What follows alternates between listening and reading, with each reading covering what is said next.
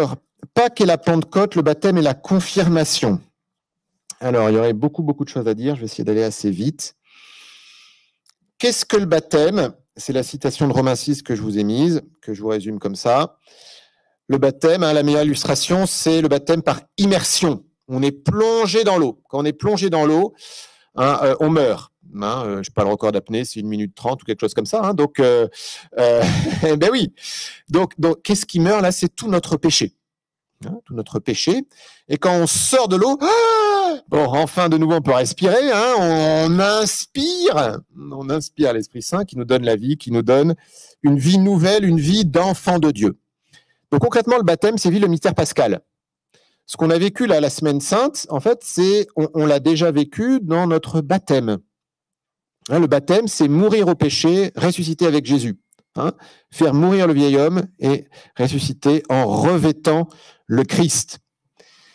Voilà. Mais évidemment, le drame, c'est que c'est pas parce qu'on a été baptisé qu'on est devenu saint le jour de notre baptême, mais le problème, c'est qu'on pêche de nouveau après. Et en fait, il y a tout un travail de croissance spirituelle pour que notre vie corresponde réellement à notre baptême, pour que nous vivions vraiment en ressuscité, pour que nous soyons vraiment morts au péché, que nous vivions vraiment la vie d'enfant de Dieu.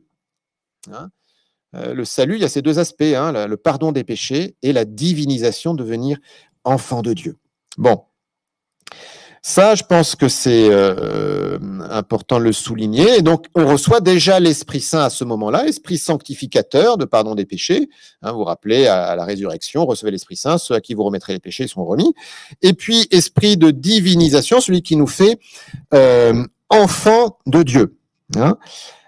Personne ne peut dire Jésus-Christ est Seigneur, sinon dans l'Esprit Saint. Bon. Mais il y a aussi la confirmation.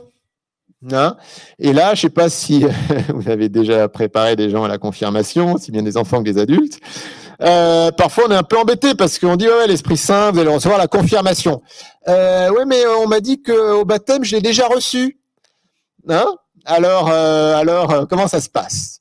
Comment ça se passe? Alors, une première chose, c'est de bien avoir en tête que l'Esprit Saint, on ne reçoit pas des petits bouts. On n'aurait pas un petit bout au baptême, puis on va le complément après à la Pentecôte. Non, on n'a pas des petits bouts. On reçoit l'Esprit Saint, mais par contre, on peut le recevoir sous des modalités différentes et sous des tonalités différentes. Je ne sais pas trop comment dire, mais voyez, le mieux, c'est de regarder Jésus. Jésus, il est plein d'Esprit Saint dès sa conception. La preuve, c'est qu'il est fils de Dieu, il est Dieu, donc on ne peut pas séparer les personnes divines, Père, Fils, Esprit Saint. Et puis son humanité, elle est quand même conçue de l'Esprit Saint. Donc s'il y en a bien un qui a l'Esprit Saint depuis le départ, c'est Jésus. Bon, pourtant, à son baptême par Jean, il y a les cieux qui s'ouvrent, la voix du Père, celui-ci est mon fils bien-aimé, écoutez-le, et on a l'Esprit Saint sous la forme d'une colombe. Et juste après, Luc chapitre 4, il ouvre le livre d'Isaïe où il tombe sur le passage « L'Esprit du Seigneur est sur moi parce qu'il m'a consacré par l'onction et il m'a envoyé porter la bonne nouvelle aux pauvres, etc. » Donc, il a reçu une nouvelle fois l'Esprit Saint. Jésus, pourtant, il était plein d'Esprit Saint. Vous voyez? Mais pourquoi a-t-il reçu une nouvelle fois l'Esprit Saint? C'est quoi le contexte? C'est le début de sa vie publique. Pour commencer sa vie publique, sa mission, on pourrait dire, il a reçu une nouvelle fois l'Esprit Saint. L'Esprit du Seigneur est sur moi, car il m'a consacré par l'onction pour porter la bonne nouvelle aux pauvres, pour annoncer l'Évangile. Voilà, c'est ça. Mais bon, et les 30 premières années de Jésus, il vivait avec l'Esprit Saint, et on ne peut pas dire qu'il ne vivait pas de l'Esprit Saint, qu'il ne faisait pas le bien, que je ne sais pas trop quoi, mais pour sa mission, il a besoin une nouvelle fois de l'Esprit Saint. Et la confirmation, en fait, c'est ça. La confirmation, alors s'il vous plaît, on ne confirme pas son baptême à la confirmation. Le terme confirmation, ça veut dire rendre fort, confirmare. Un sacrement, c'est une action de Dieu, c'est pas une action de l'homme. Je confirme mon baptême, ça c'est la profession de foi. Ok, ça on peut dire effectivement, je confirme mon baptême à la profession de foi. Ce qu'on fait d'ailleurs chaque dimanche. Chaque dimanche, je proclame le credo. Là, à Pâques, on a fait une rénovation des promesses baptismales sous la façon dont on le fait lors d'un baptême, mais c'est le credo, en fait.